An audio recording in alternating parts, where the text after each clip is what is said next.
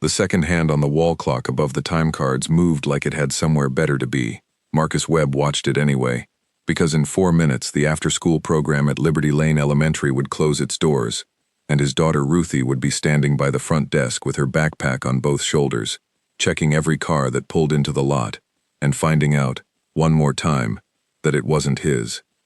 He had his jacket halfway on when Diane Castellano came around the corner of the loading dock office with a clipboard pressed to her chest like a shield. Diane ran the night shift at Hendrickson Freight, and in 6 years, Marcus had learned to read her walk the way sailors read weather. Tonight she was walking fast. "Marcus, I need 5 minutes." "I've got 4, he said, and meant it literally. He held up his phone so she could see the screen. 4:17. Closing time at the after-school program was 4:30, and the woman at the front desk, Priya Malhotra, had already given him 2 gentle warnings about being the last pickup of the week. Diane didn't slow down. Truck 11 broke down on the interstate. "We're missing half of tomorrow's outbound load, and corporate wants the full inventory count finished before the 6 a.m. audit. I need bodies on the floor tonight." Behind her, the warehouse was already a different kind of loud than it usually was at this hour. Voices stacking on top of each other, pallet jacks moving too fast between the shelves. Marcus could feel the whole building tilting toward a long night, and he could feel, at the exact same time, his daughter standing under the fluorescent lights of a school lobby with her arms crossed, getting smaller in that particular way kids get smaller when they think nobody is coming. Diane stopped in front of him. Up close, she looked like she hadn't slept properly in days, the kind of tired that lived behind the eyes instead of on the surface of the face.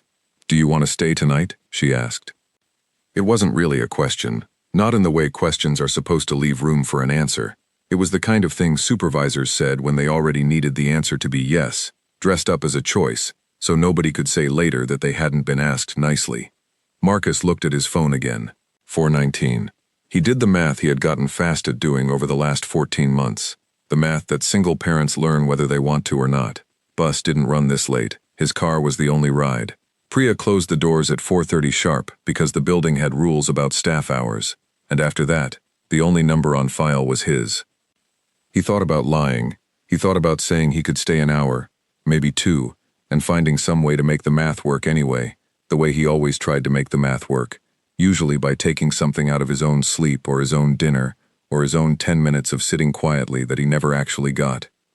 What came out of his mouth instead was not a lie and not quite the truth either. It was the thing his mind reached for when it didn't know what else to do with the pressure building behind his ribs.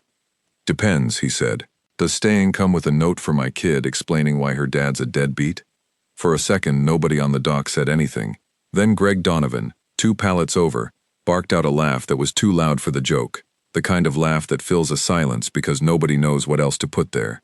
A couple of the other guys smiled the smile people give when they're not sure if it's safe to find something funny. Diane didn't laugh. She looked at Marcus for a beat longer than the moment called for, her eyes moving over his face the way you'd reread a sentence that didn't sit right the first time. Something behind her expression shifted, quiet and fast, like a door opening somewhere down a long hallway and then closing again before anyone could see into the room.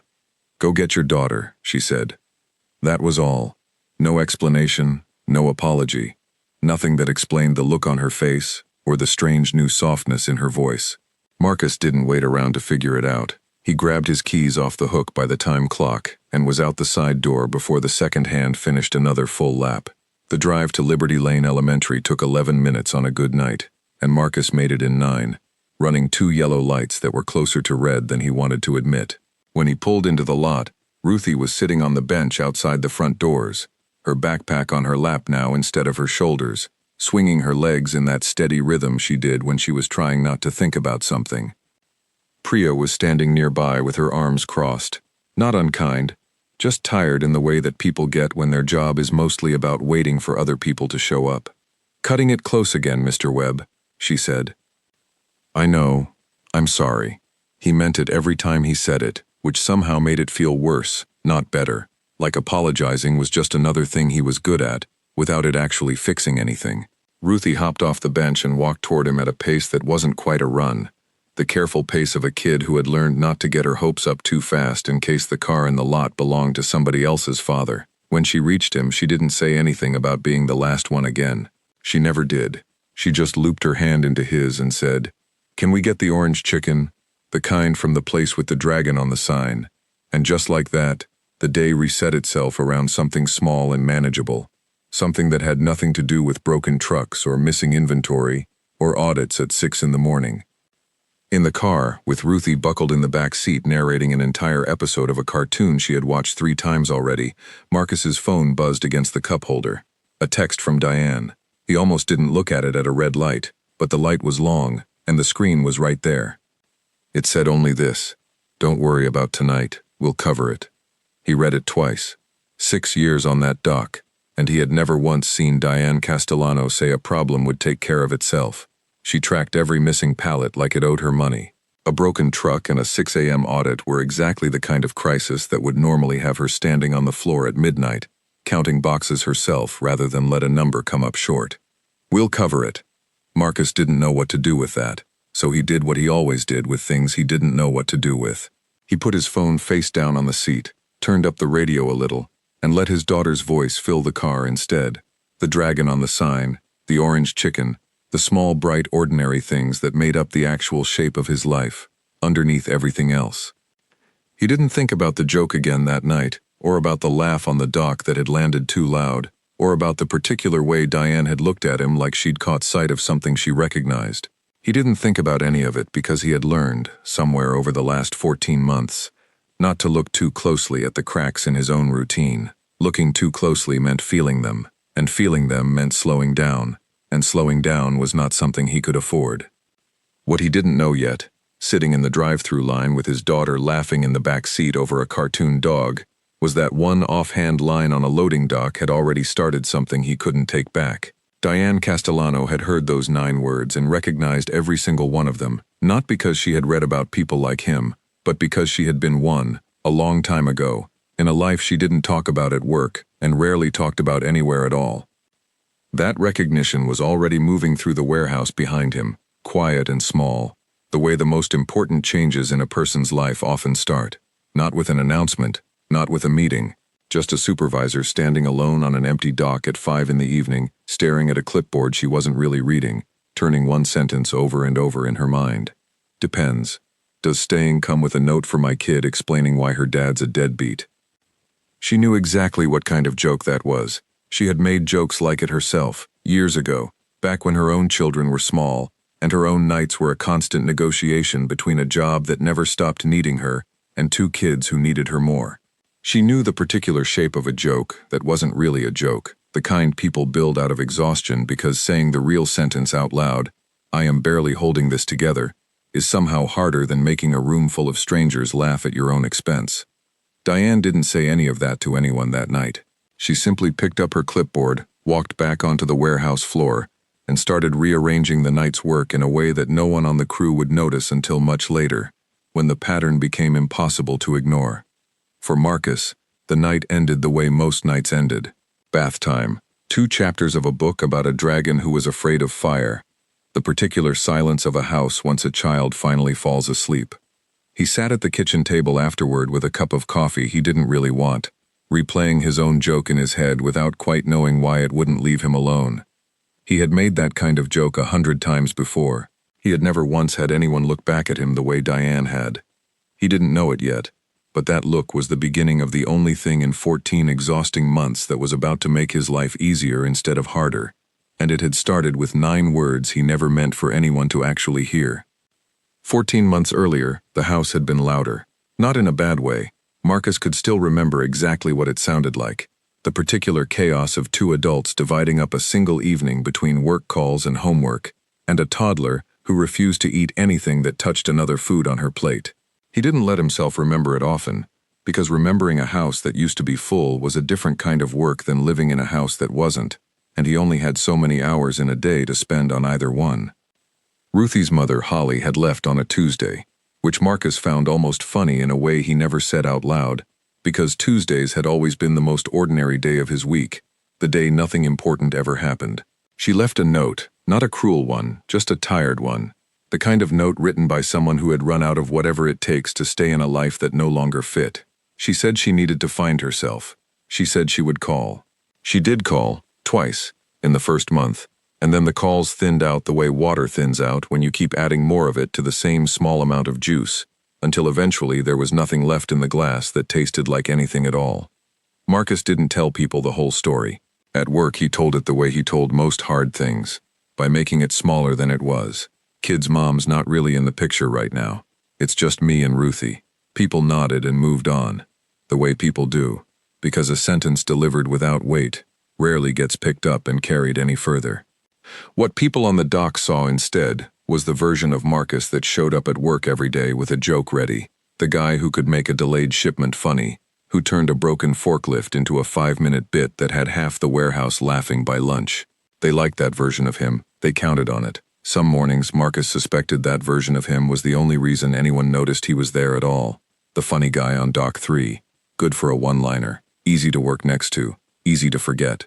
Needed anything back. What they didn't see was the version of him that existed between 5:30 in the evening and 7 the next morning, the only window of the day that belonged entirely to him and his daughter, and nobody else. That version of Marcus packed lunches at 11 at night because mornings moved too fast to do it then.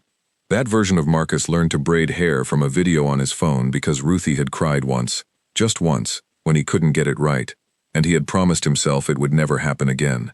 That version of Marcus sat outside her door some nights after she fell asleep, not doing anything, just sitting there, because the silence of the rest of the house felt like too much to walk into all at once. His younger sister Carla lived 20 minutes away and had quietly become the second half of a system Marcus never officially asked her to join. She worked at a dental office with hours that ended earlier than his, and somewhere around the 3rd month after Holly left, without either of them ever sitting down and deciding it formally, Carla had simply started being the backup. If Marcus ran late, Carla picked up. If Ruthie got sick at school, Carla was the second name on the emergency contact card, right under his, because there was no longer a first name to put above it that made sense. The night of the broken truck, Carla had been the one to actually get Ruthie from the front desk and bring her home, not Marcus, though in the story Marcus told himself afterward, in the version that lived in his memory, he had been the one driving. That was how exhausted he was. He had confused his own sister's headlights for his own car in the version of the night his mind chose to keep. What had actually happened was this. Diane's text had landed at 4:51. Don't worry about tonight.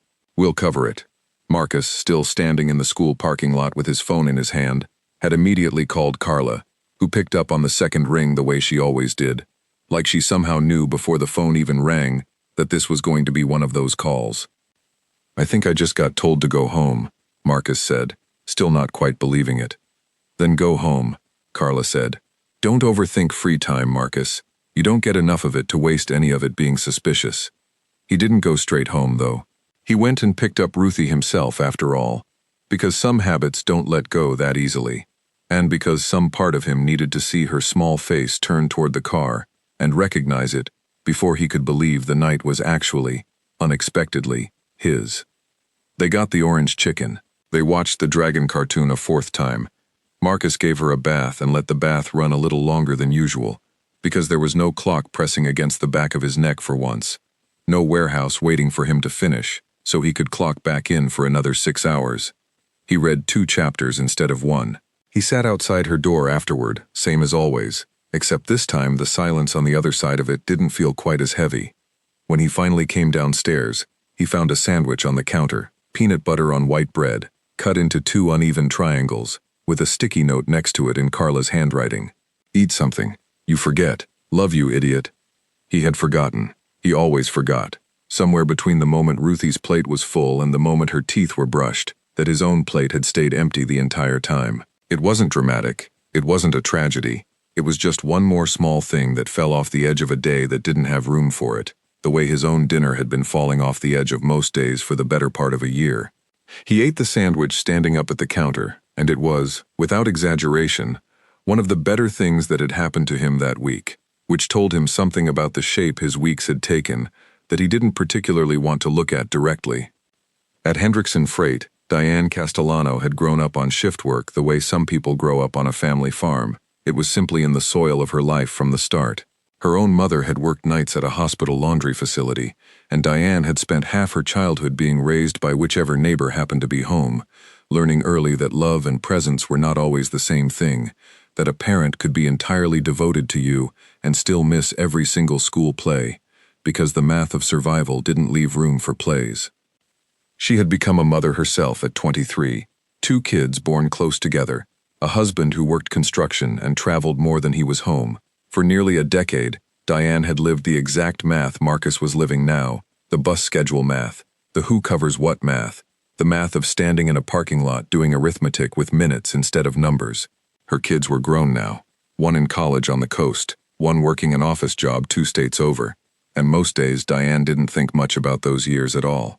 They had folded themselves into the regular shape of her memory, the way hard years do, present but quiet, not asked about, not offered up.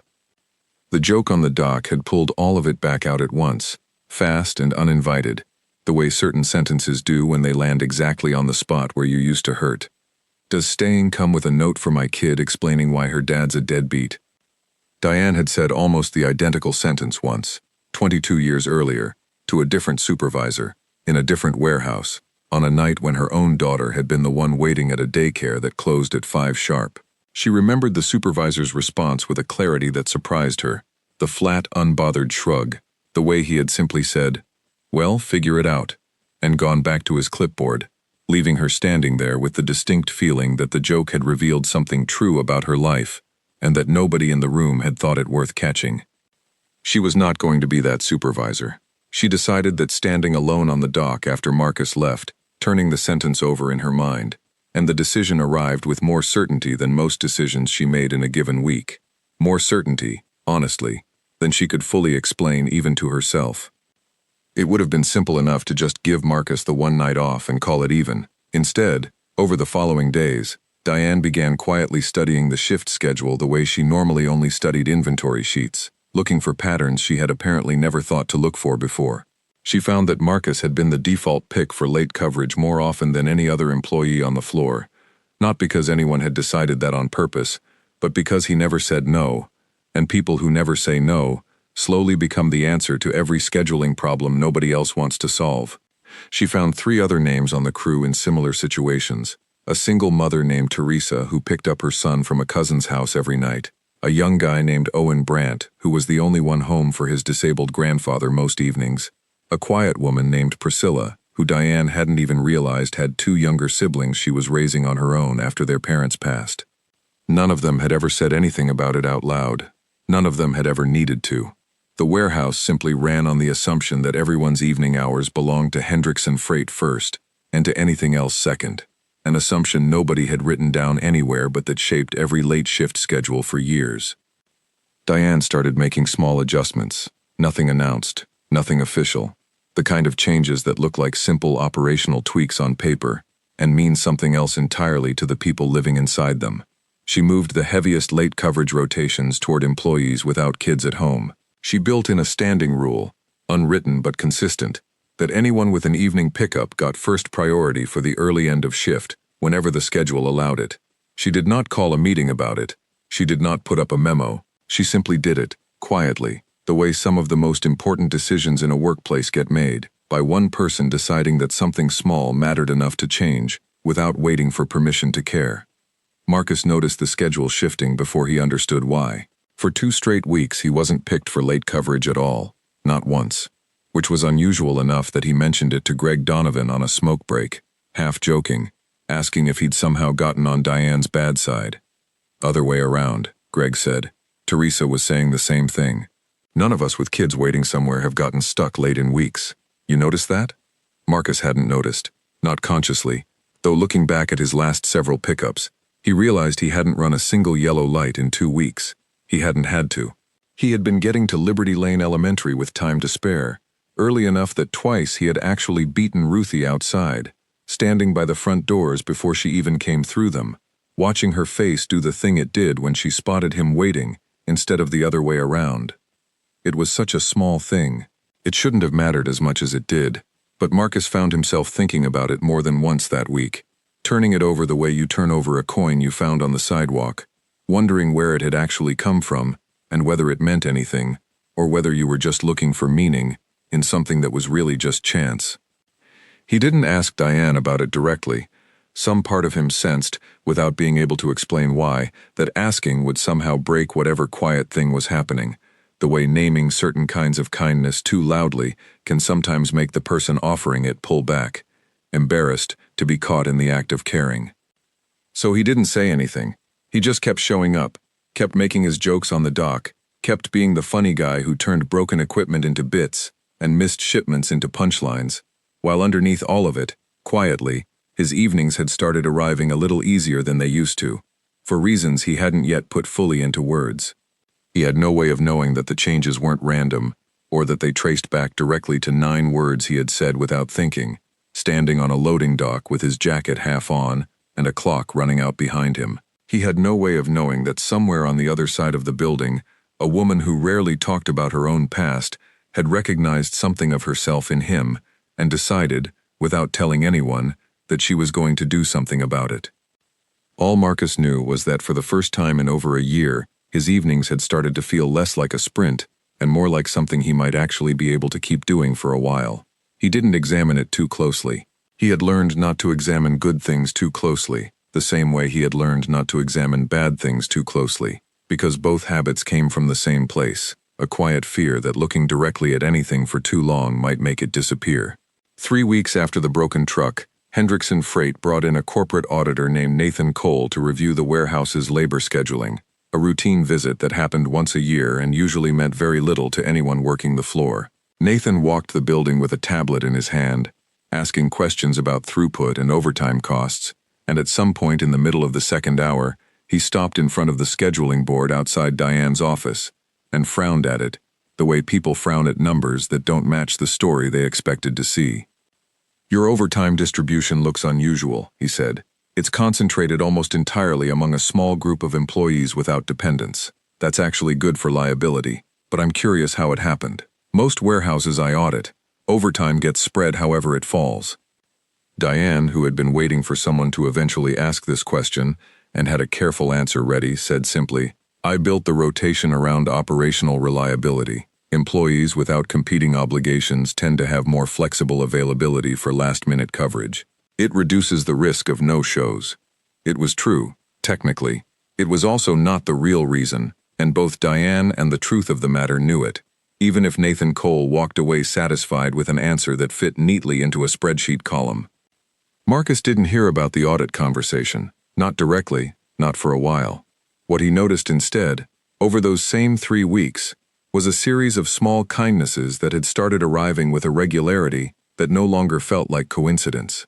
Diane had quietly approved a permanent shift swap that let him trade his Thursday closing slot with a younger employee named Owen Brandt, who didn't mind staying late, since his grandfather's care schedule worked differently than Marcus's.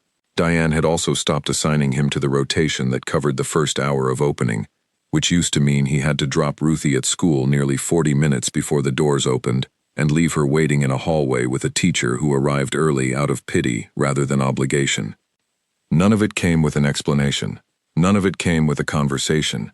It simply appeared on the schedule, week after week, small adjustments that added up to something Marcus could only describe, if anyone had asked him, as room. He had more room in his days than he'd had in over a year, and he still hadn't said a single word to Diane about any of it, partly out of habit, and partly because he genuinely didn't know what he would say if he tried. The day everything cracked open a little further started like any other Tuesday, which Marcus had come to think of, somewhere in the back of his mind, as an unlucky day of the week, though he never said that out loud to anyone either. He was halfway through unloading a delivery when his phone rang, the school's number flashing on the screen, and his stomach dropped the way it always did when that particular combination of digits appeared, because schools didn't call during work hours unless something was wrong. It was Priya Malhotra, this time calling from the main office instead of standing at the front desk after hours. Ruthie had a fever, 101.2, and had been sitting in the nurse's office for the last 20 minutes, asking for her dad, in a voice the nurse described as quiet, which for Ruthie, a generally talkative 7-year-old, was its own kind of alarming. Marcus felt the floor of the warehouse tilt the way it always did in moments like this, the sudden collision between the version of his life that belonged to his daughter and the version that belonged to his job, both of them demanding the same 15 minutes at the exact same time. He found Diane on the floor near the receiving bay, checking a manifest against a stack of boxes, and he didn't bother easing into it. My daughter's sick. I need to go get her. Diane didn't even look up from the manifest at first, just said, in the same even tone she used for everything, "Go. I'll square it with corporate. It's the middle of a shift." "I know what it is," Diane said, finally looking at him. "Go get your kid, Marcus." He was already turning to leave when she added something else, almost as an afterthought. The kind of sentence that gets said quietly because the person saying it isn't entirely sure they mean to say it out loud at all. "Tell her the note says her dad's the furthest thing from a deadbeat I've ever met." Marcus stopped. He turned back around slowly, the manifest forgotten between them, and for the first time since the night of the broken truck, he let himself actually look at Diane, the way you look at someone when you suspect there's more going on behind their eyes than they're choosing to say. "What note?" he said, though he already knew, somewhere underneath the question, exactly which note she meant. Diane held his gaze for a moment. Something passed across her face, quick and complicated, somewhere between embarrassment and the particular relief of finally being asked a question you've been waiting weeks for someone to ask. "The one you joked about," she said. "The deadbeat note. I've been thinking about that joke since the night you said it." "It was just a joke." "It wasn't," Diane said, not unkindly, just plainly. "The way you correct a fact rather than argue a point. I've made that joke myself, a long time ago, to a man who didn't think it was worth catching. Go get your daughter, Marcus. We'll talk some other time, if you want to. If you don't, that's fine too." He didn't know what to say to that, so he said nothing, just nodded once and walked toward the door, his mind too full of fever numbers and quiet voices to fully process what had just happened between them. It wasn't until he was halfway to the school, gripping the steering wheel, that the full weight of her sentence caught up with him, the furthest thing from a deadbeat I've ever met, and something in his chest loosened in a way he hadn't expected and didn't entirely know what to do with. Ruthie was pale and small in the nurse's office chair, her cheeks flushed, her eyes heavy, and the second she saw him in the doorway her whole face changed. The careful holding together that kids do when they're sick and scared, finally allowed to fall apart, now that the person she'd been waiting for had actually arrived. He carried her to the car even though she was 7 and getting too big to be carried, because some days called for it anyway, and she didn't argue. At home, he settled her on the couch with a blanket and a cup of water, and the dragon cartoon paused on the screen for whenever she felt up to watching it, and then he sat beside her, her feet in his lap, and let himself finally sit still for the first time all day. His phone buzzed once. Another text from Diane. "How is she?" He typed back, "Fever's down a little. She's tough. Thank you, by the way. For today. For the last few weeks, honestly. I noticed." The reply took a few minutes to come through, longer than Diane's usual quick responses, as if she'd had to think about what she wanted to say, or maybe just had to work up the nerve to say it. "You don't have to thank me. I just remember what it felt like to be the only adult in the room doing 2 jobs at once and having nobody notice. Didn't want anyone else on my floor going through that without somebody noticing." Marcus read the message 3 times. He didn't fully understand yet what it meant, not the whole shape of it, but he understood enough to know that the joke he'd made on the dock weeks earlier had landed somewhere he never expected, in a place that had apparently been waiting a long time for exactly that kind of sentence to arrive. He didn't write back right away. He sat with Ruthie's feet warm against his legs, the cartoon dog frozen mid-leap on the television screen, and let the quiet of the house hold him for a minute, before he finally typed a short reply. "Maybe we will talk sometime. Not today, but maybe." Diane's response came fast this time, like she'd been waiting for exactly that answer. "Whenever you're ready. No rush." It wasn't a dramatic moment. Nobody cried, nobody hugged, nobody said anything that would have sounded important if a stranger had overheard it. But something had shifted between them, quiet and real, the kind of shift that doesn't announce itself with fireworks but instead settles into the foundation of things, changing how 2 people stand in relation to each other from that point forward. Over the following days, Marcus found himself thinking about Diane differently, not as the supervisor who handed out shift assignments, but as a person who had apparently lived an entire version of the life he was currently living, years before he had carried it quietly enough that nobody on the floor had ever guessed.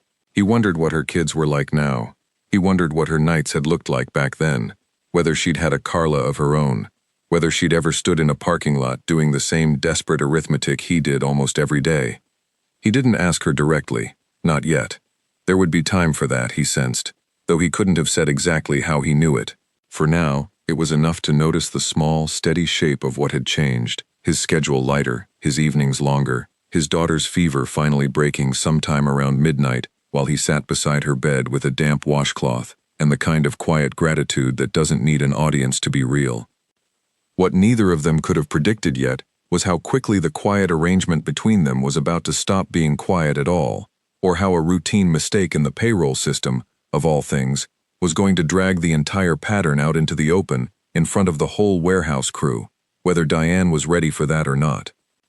The payroll mistake happened on a Friday, which made it worse, because Fridays were the one day the entire crew actually opened their pay stubs at the same time, gathered loosely near the break room before the start of shift, comparing hours the way people compare anything when there's nothing more interesting happening yet. Teresa noticed it first. Her hours for the past 6 weeks showed a pattern she hadn't paid attention to until she saw it printed out in black and white, a column of numbers that should have been random and instead looked deliberately shaped, almost no late coverage assigned to her name at all, compared to the same column from 3 months earlier, when she'd been pulling late shifts nearly every week. "Did anybody else's hours look weird to you?" she asked, holding her stub out toward the small group near the break room door. "Look at this. I haven't worked a single closing shift since the middle of last month." Owen Brandt checked his own stub and found something similar. So did Priscilla. So, when Greg Donovan pulled his own pay history up on the employee app out of curiosity, did Marcus, though it took him a second longer to notice it, because he hadn't been looking for a pattern in the first place, only living inside one without realizing it had a shape. "Huh," Greg said, scrolling through his own numbers. "I've picked up almost double the late coverage I usually do. Didn't even clock that until just now." It didn't take long for someone to ask the obvious question out loud, the kind of question that workplaces tend to dance around until someone finally just says it plainly. It was Greg who said it, not out of malice, just out of the easy curiosity of someone who hadn't yet learned that some questions land harder on certain people than others. "You think Diane's been playing favorites? Like, on purpose?" He said it half joking, glancing at Marcus the way people glance at the person in the group most likely to turn a tense moment into a punchline. Marcus felt the old reflex rise up in him immediately, the urge to deflect, to make a joke that would slide the conversation somewhere safer, somewhere that didn't require him to say anything true out loud in front of 5 coworkers and a stack of pay stubs. He almost did it too. He had the joke half-formed already, something about Diane secretly running a charity for tired parents, something that would get a laugh and let the moment pass without anyone looking too closely at him. But something stopped him. Maybe it was the memory of Diane saying, "Tell her the note says her dad's the furthest thing from a deadbeat I've ever met," a sentence that had been sitting in his chest for days, asking quietly to be let out somewhere. Maybe it was just exhaustion, the simple fatigue of holding a joke ready at all times for over a year, the constant low hum of performing fine when fine wasn't always the truth. Whatever it was, the joke didn't come. What came instead was something shorter, plainer, and far more honest than anything he had said out loud to a group of coworkers in longer than he could remember. "It's not favorites," Marcus said. "I think she just noticed some of us were drowning and decided to do something about it without making it a whole thing." The break room got quiet in a way it rarely did before a shift, the particular quiet of people who suddenly realize a conversation has shifted underneath them into something heavier than they expected. "Drowning," Teresa repeated, not unkindly, just turning the word over. Marcus looked down at the pay stub in his hand instead of at any of their faces, because it was easier to say the rest of it to a piece of paper than to the people standing around him. "Ruthie's mom left about a year and a half ago," he said, "just up and left. No big fight, no big reason anybody ever explained to me. She just decided she needed something else and went and found it somewhere that wasn't here. Since then, it's just been me. Picking her up, dropping her off, all of it, every single day, with basically no room for anything else. I've been late more times than I want to count. I've missed dinner with my own kid more times than I want to count too, because by the time I get home some nights there's nothing left of the evening to actually sit down and have dinner in." He paused, still not looking up. "That joke I made a few weeks back, about staying late costing me a note explaining why I'm a deadbeat, that wasn't really a joke. I think it came out because I didn't know how else to say I was barely keeping the wheels on, without it sounding like I was asking for something I didn't think anyone here was going to give me. Nobody said anything for a moment. Owen Brandt, who Marcus knew cared for his disabled grandfather most evenings, shifted his weight and said quietly, almost to himself, "Yeah, I get that. People don't usually ask. You just figure out how to carry it and hope nobody notices you're carrying it." Priscilla nodded, arms crossed, not meeting anyone's eyes either. "I've got 2 younger siblings at home. My parents passed a few years back. I've never told anybody here that. Didn't think it was anybody's business, and didn't want the look people give you when they find out. You know, the sympathy look that somehow makes you feel smaller instead of supported." Teresa was quiet for a long moment before she finally spoke, her voice thinner than usual. "I thought I was the only one who felt like every shift was a math problem I was constantly failing." The break room, usually a place for complaints about the coffee machine or jokes about the worst customers from the receiving dock, had turned into something else entirely. 5 people standing in a loose circle, suddenly aware that they had all been quietly carrying some version of the same weight, without ever once comparing notes. Greg, who had started the whole conversation without meaning to drag it anywhere serious, looked genuinely uncomfortable for the first time Marcus had ever seen, the easy joking expression gone from his face entirely. "I didn't know any of that. Any of it. I just thought you were all, I don't know, naturally good at juggling stuff." "Nobody's naturally good at it," Marcus said. "You just get really good at hiding how hard it actually is." It was Diane who walked into the break room a few minutes later, clipboard in hand as always, and stopped short in the doorway when she registered the unusual silence and the unusual cluster of people standing together instead of scattered around in their normal small groups. She glanced at the pay stub still in a couple of hands and seemed to understand immediately what conversation she had walked into the middle of. "Somebody want to tell me what's going on?" she said carefully, though her tone suggested she already suspected. Teresa was the one who answered, holding up her pay stub. "We were just figuring out you've been quietly rearranging the schedule for months to take care of the people on this floor who needed it most. And nobody told us. We had to find out by accident, comparing pay stubs on a Friday." Diane's expression did something complicated, somewhere between getting caught and being relieved to finally not have to carry the secret alone anymore. She set her clipboard down on the break room table, which Marcus realized he had genuinely never seen her do before, not once in 6 years. "I wasn't trying to make it a thing," she said. "I just noticed some of you were running on fumes and figured the schedule was the one lever I actually had control over. I didn't think it needed an announcement. I still don't really, but I guess the math gave me away eventually." "Why didn't you just tell us?" Owen asked, not accusing, just genuinely curious. Diane was quiet for a moment, the kind of quiet that comes before someone decides to say something they don't usually say. "Because the last time somebody noticed what I was carrying when I was younger, doing exactly what some of you are doing now, nobody did anything about it. I didn't want credit for fixing that, 20 years too late, for myself. I just wanted to make sure it didn't happen to anybody standing on this floor while I had the ability to stop it." The room sat with that for a long moment. Marcus thought, not for the first time, that there was an entire life behind Diane Castellano that none of them had ever bothered to ask about, the same way none of them had ever bothered to ask about each other's lives outside the warehouse. Not really. Not past the small talk that filled the space between shipments. "For what it's worth," Marcus said eventually, "it mattered, the schedule thing, more than you probably know."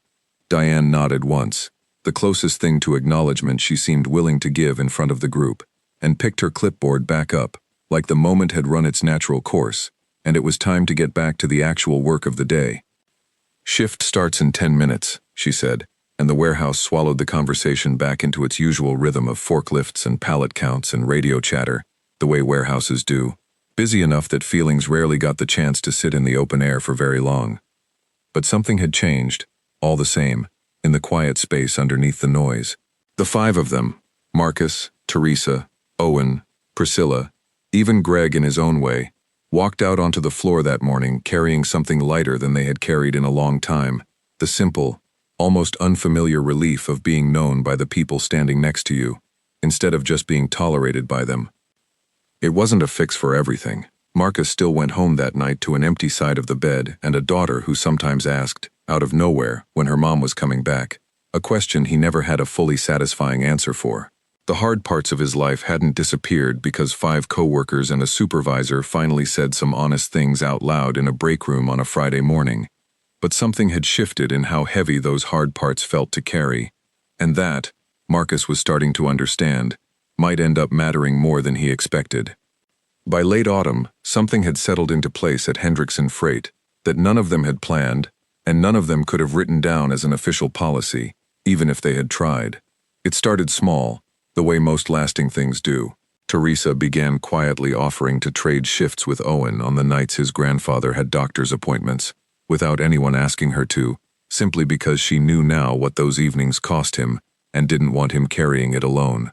Priscilla started keeping a small folder taped inside her locker with emergency contact numbers for her younger siblings, and more than once, when she got a call mid-shift, someone on the floor covered her station without needing an explanation, because by then, an explanation wasn't necessary anymore. Marcus found himself doing it too, without consciously deciding to. When Greg's wife had their second baby in October, Marcus picked up 2 of his closing shifts that first week, waving off the thank you, with the same easy joke he always used. Except this time, the joke didn't feel like armor. It felt like exactly what it was, a small kindness, wrapped in something lighter, so it didn't feel heavy to receive. Diane never turned any of it into a program. She never put up a sign in the break room or announced a new company value at a staff meeting. The system simply existed the way certain kinds of weather exist, present and steady and understood by everyone living inside it, an unspoken agreement that whoever had a kid waiting somewhere, or a grandparent needing care, or a sibling depending on them, got covered first. No questions, no forms, no note required. Corporate noticed eventually, the way corporate notices things, mostly through numbers rather than through people. Turnover on the night shift at Hendrickson Freight dropped to nearly half of what it had been the year before. Nathan Cole came back for the spring audit and found himself, somewhat to his own surprise, recommending Diane's scheduling approach as a model for 2 of the company's other regional warehouses, never quite understanding the human shape of what he was actually recommending, only the clean efficiency of the numbers on his tablet. Diane found that funny, in a quiet way. She mentioned it to Marcus one evening near the end of a shift, the 2 of them restocking a shelf together, something that had become more common between them over the months. Not exactly friendship, but something adjacent to it, built slowly out of small, honest conversations that had started that day in the break room and never really stopped.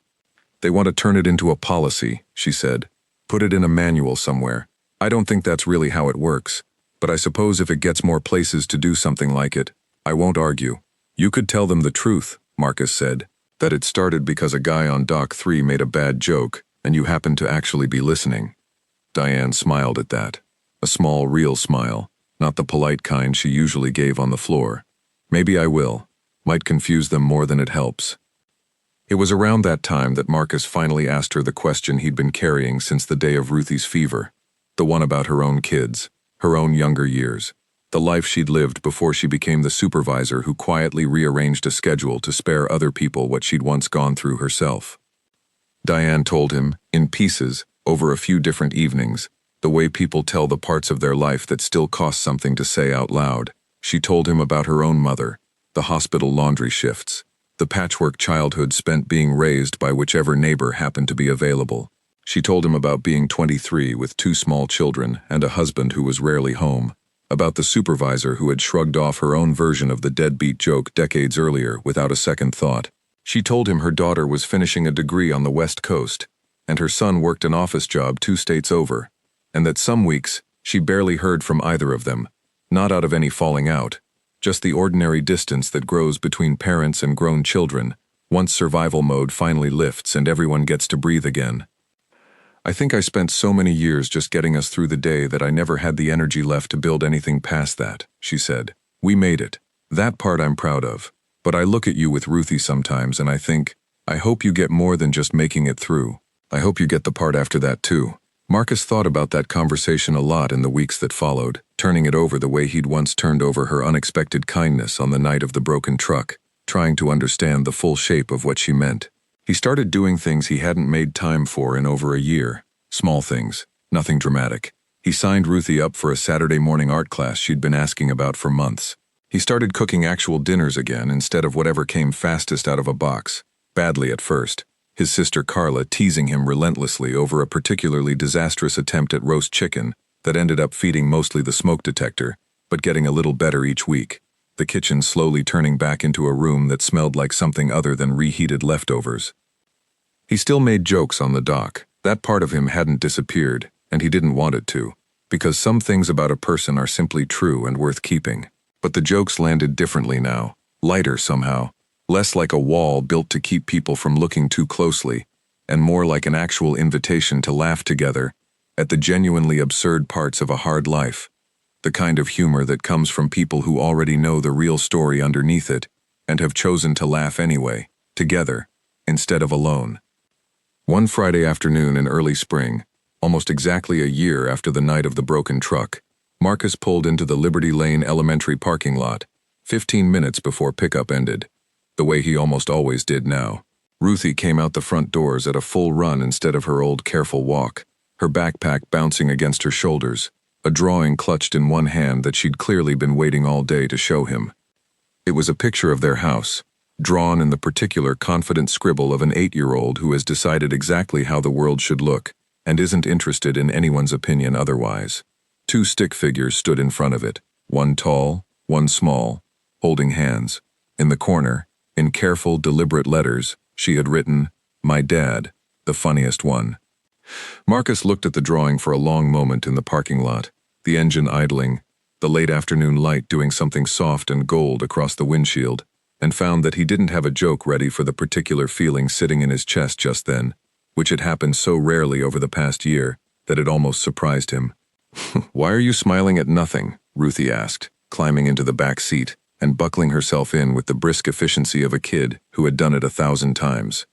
"Long story," Marcus said, and meant it, the whole strange, quiet shape of it, the broken truck and the joke that wasn't really a joke, and the supervisor who had heard it and recognized something true underneath the punchline, the months of small kindnesses nobody announced, the break room conversation that turned 5 tired strangers into something closer to a family inside a building full of forklifts and shipping manifests, the dinners that were finally, slowly, becoming dinners again instead of just refueling. "Tell me," Ruthie said, the way she always did, certain that whatever story he had was going to be a good one. He pulled out of the parking lot, glancing at her in the rearview mirror, the drawing still clutched proudly in her lap, and started telling her a version of it anyway, the simple parts, the parts an 8-year-old could hold on to, about a boss who turned out to be kinder than anybody expected, about people at work who had become something like a second family, about a joke he'd made on a hard night that had somehow, against every reasonable expectation, turned into one of the better things that had ever happened to either of them. Ruthie listened the whole drive home, asking the right questions in the right places, the way kids do when a story actually matters to them, and, by the time they pulled into the driveway, the sky had gone the particular orange that only shows up at the very end of certain days, the kind of color that makes ordinary houses look, for just a few minutes, like something worth the entire effort it took to get there. Marcus carried her drawing inside and stuck it to the refrigerator with a magnet shaped like a dragon, right next to a faded photo from before, and stood there for a moment looking at both of them together, the past and the present sharing the same small patch of refrigerator door, neither one canceling the other out, both of them simply true at the same time. Somewhere across town, Diane Castellano was locking up the warehouse office for the night, glancing at a schedule on her desk that no longer needed much adjusting, because the people on it had mostly learned, by now, to look out for each other without being told. She thought, briefly, about the night of the broken truck, the way one offhand joke from a tired man in a parking lot rush could end up reshaping an entire floor of people's lives, hers included, in ways none of them could have predicted standing there in the moment it happened. She didn't think she'd done anything especially remarkable. She had simply heard something true in a joke that wasn't supposed to be taken seriously, and decided, quietly, that it deserved to be taken seriously anyway. That decision, small and unannounced as it was, had ended up changing more than she ever expected, and it had started with nothing more than 5 tired words on a loading dock at the end of a long day. "Do you want to stay tonight?" Sometimes the questions that change everything don't look like much at the moment they're asked. Sometimes they sound like nothing more than a supervisor checking a schedule, or a tired father making a joke he didn't fully mean. But somewhere underneath the ordinary words, If anyone is paying close enough attention to listen, the real question is usually a much simpler one, the only one that actually matters in the end. Is anyone going to notice what I'm carrying? For Marcus Webb, on one ordinary Tuesday evening, the answer turned out to be yes.